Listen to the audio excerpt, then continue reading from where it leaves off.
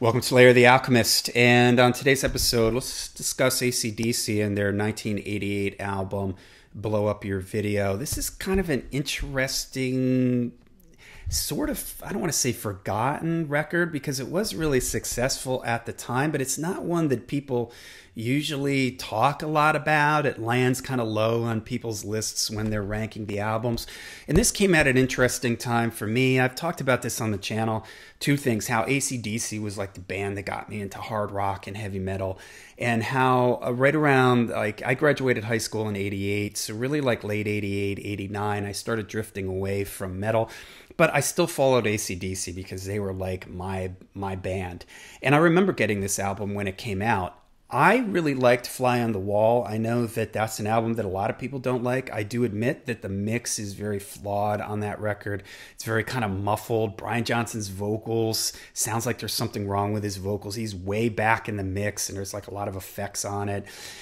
So that album was a little bit of a step down for me, even though I like it more than a lot of other people. But the albums before that, For Those About to Rock, Flick of the Switch, Back in Black, I just absolutely loved those records. I did an In Defense of Flick of the Switch here on the channel. I'll try to remember to leave that linked down below. I think that that's just a fantastic record. So Blow Up Your Video was kind of an interesting record. I kind of met it with a little bit of like, okay, I'm not 100% sure about this. And I haven't listened to this album in a really long time. And I've been toying with the idea of doing a podcast called AC/DC Every Album, Every Song, where I go by just sort of like the Black Sabbath Into the Void, a Black Sabbath podcast that I do with Darren, where we go every album and then discuss every song on the record. I was thinking of doing this with AC/DC, and I thought, I haven't listened to Blow Up Your Video in a really long time. A lot of people don't think that highly of it. None of these songs get played in their live set. Really, after the tour for this record, a lot of these songs got dropped. Maybe one or two hung around into the Razor's Edge tour. And for some ways, for the band, this was a bit of a reset for them. Fly on the Wall didn't do very well. Flick of the Switch didn't do that well either, although, again, I love that record. Flick of the Switch, Fly on the Wall were produced by Angus and Malcolm. For Blow Up Your Video, they go back to Harry Vanda and George Young. For those who don't know, Vanda and Young produced all the early AC/DC albums up to Highway to Hell, when Mutt Lange came in for Highway to Hell, Back in Black, and For Those About to Rock.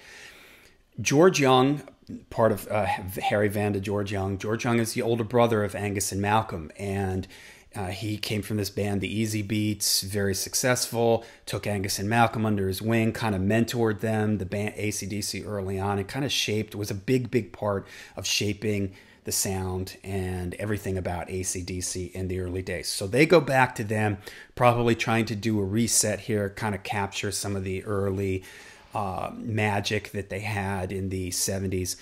Does it work? To some degree, yes. To some degree, no. The production on this is definitely better than Fly on the Wall. It's much clearer. It's much cleaner. Maybe a little bit to a fault. The drums kind of, to me, have kind of a little bit of a strange sound on them. The bass is nice and clear in the mix, which is really nice. But the album is maybe just a little bit too clean. Maybe they overcorrected coming off of Fly on the Wall, which was kind of a muddy, dark sounding album. But in general, it does work. There's no songs on this album that have really stood the test of time for AC/DC, not like the Razor's Edge, where they still play Thunderstruck to this day. The lead-off singles from this were the first two songs, Heatseeker and That's the Way I Want to Rock and Roll. I think that they're good. I like those. I think Heatseeker is really cool. It's kind of upbeat and energetic. That's the Way I Want to Rock and Roll has this weird kind of twisted blues riff that I think is pretty cool. For me, what surprised me when I went back and listened to this was the deep cuts on this album.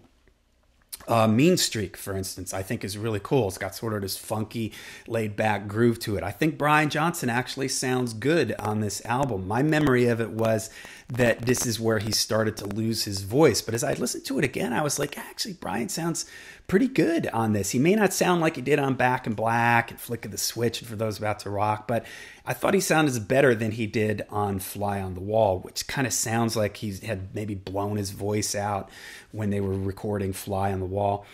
But one of the problems that I have with this record, and pretty much from this point on with AC/DC, and it kind of starts with Fly on the Wall, like just the title Fly on the Wall was kind of awkward. The title of this record is kind of awkward, Blow Up Your Video. By the way, the album cover, I never liked this album cover. It looks kind of blurry, like it's almost like a bootleg or some kind of low-res file that they used for it. The title is just in this boring font down here, and at the time it was sort of meant as a statement against MTV. Like MTV was huge at that time, so like forget your video, forget MTV, let's just rock and roll type of thing. Kind of funny now considering MTV, they didn't need anybody to blow them up, they blew themselves up. They don't even play music videos anymore. Who watches MTV? I don't know.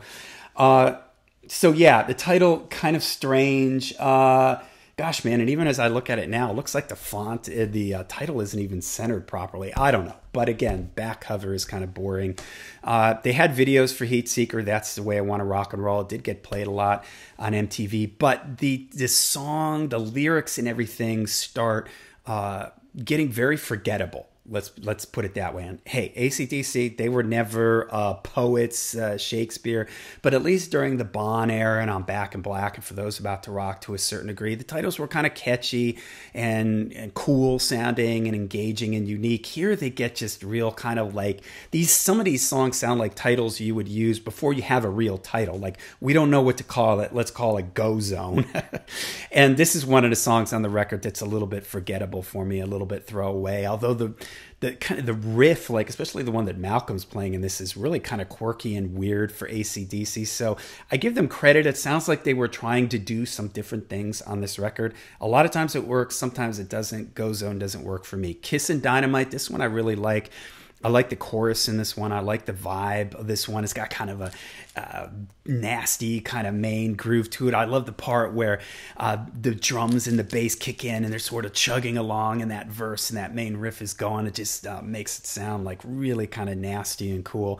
Nick of Time, open side 2. I like that one. I like the chorus and that. I love the way Brian jumps up really high in his range. Saved in the nick of time. I think that's great. Some Sin for Nothing. That's a cool one. That's fun. It's kind of bluesy and nasty, rough stuff. That's pretty cool. Maybe a little bit of a throwaway. Again, another title that's just kind of like, it just doesn't really do anything. Two's Up, another awkward title, but I really like this one. This is an example of a great deep cut AC/DC song. I love the main riff. It kind of has this like descending feel to it. It's kind of a mid-tempo one, a little bit moody, a little bit dark. And the last song, This Means War, reminds me of Flick of the Switch. The last song on Flick of the Switch, Brain Shake, is very upbeat. The main riff is very energetic and kind of fast and moving along, and it's pretty cool. And there's the way Brian sings it, I think is pretty cool. The way he's singing over the drums at times is neat. So a better album than I remember it. And an album that's kind of forgotten a little bit in AC/DC's catalog. And if I didn't mention it already, it's one that lands at the bottom of a lot of people's lists. So I'm curious, what do you guys think of Blow Up Your Video?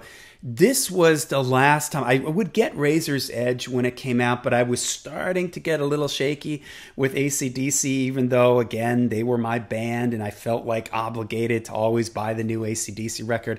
It got a little shaky for me right around this time, but revisiting it, it's a much better record than I remember it being. So let me know what you guys think of Blow Up Your Video. What did you think of it at the time? Have you revisited it lately? If you haven't, check it out again. Let me know what you guys think of this album and this kind of phase for AC/DC. Let me know in the comments down below. Till we see you again, make sure you rock hard, ride free.